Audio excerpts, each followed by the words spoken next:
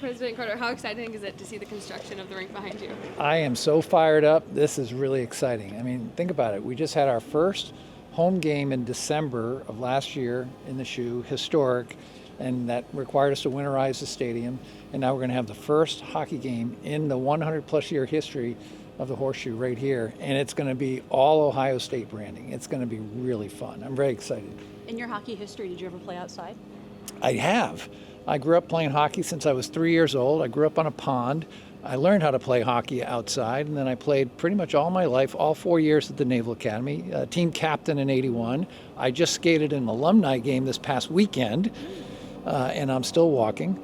I've lived ice hockey all my life, played in Canada as a youth in my teens, and I'm a fan of hockey, not just our Ohio State men's and women's team, which are fantastic, by the way, but what we're going to see here with this NHL Outdoor Stadium Series. What is so special about playing hockey outside rather than inside? It's kind of where it's supposed to be, right? Yeah, it brings back what you learned to do as a youth. I mean, most hockey players grew up in someplace cold, and I remember getting on a pond, at 8 o'clock in the morning and coming home at sunset, my feet being frozen.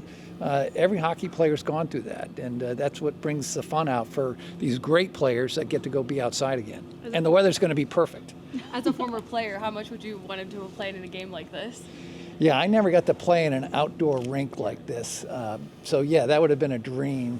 There was a time in my life early on that I actually had a dream of playing at this level. Funny thing happened, I stopped growing. Just never was big enough or good enough to do that. But no, just to watch this and be part of it, it's pretty special. You hosted at the Naval Academy 2018 Stadium Series. I What did. did you take from that experience? Yeah, it was 100 times better than I ever imagined it would be.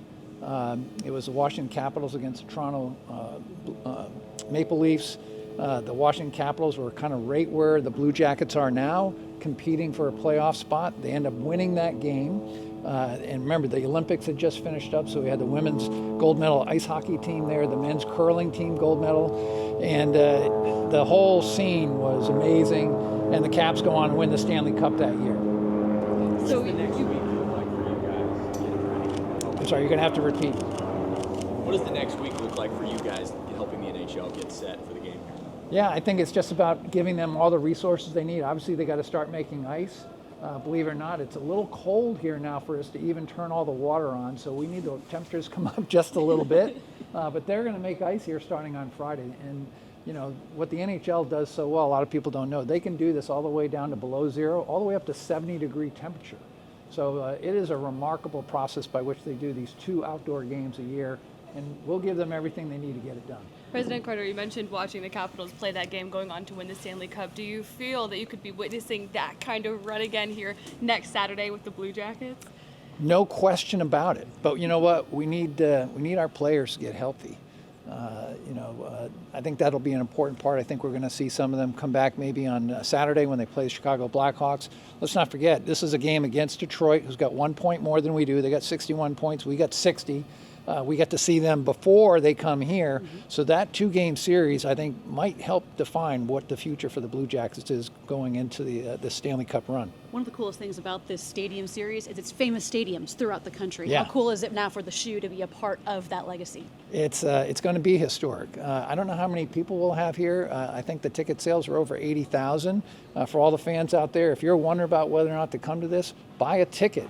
This is historic. It's an experience you've never, ever seen before. Even if you've never seen a hockey game, come to the Shoe and see it. You know, there's a school up north that held an outdoor game. I think they sold 105,000 tickets. So, you know, what do you think? Let's do it. Rivalry's everything. That's right. When the ice is ready, do you think you'll get the first skate? I don't know about the first skate, but I will get my skates on and get out there for a spin around at some point. What's it like watching the Shoe transform into an ice rink? You know, it's just super cool. I got a chance to walk around down there today and, wait till everybody sees what it looks like, the God's eye view, and then what it's going to be like to see it from the stands. I think people are going to be very excited. And it's going to look great on TV, too.